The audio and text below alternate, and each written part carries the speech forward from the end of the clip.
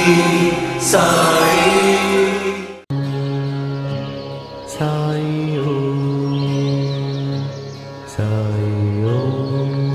మనం చెప్పుకున్నాం, పరబ్రహ్మ స్వరూపుడు తన దేహాన్ని వదిలివేశాడు భక్తుడి కోసం.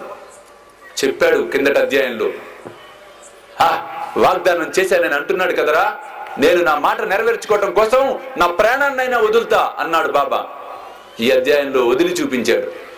అంటే తన భక్తుడి కోసం తాను ఏమి చేయటానికైనా సిద్ధమే.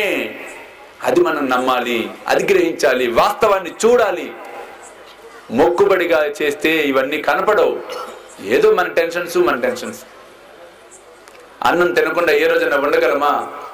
ఉండలేం. అదేవిధంగా సమస్య లేకుండా ఏ ఒక్క రోజు ఉండలేం. ప్రతిరోజు ఏదో ఒక సమస్య ఉంటుంది. కాబట్టి సమస్యలని సాయిని ముడిపెడితే చాలా కోల్పోతాం జీవితంలో మనం.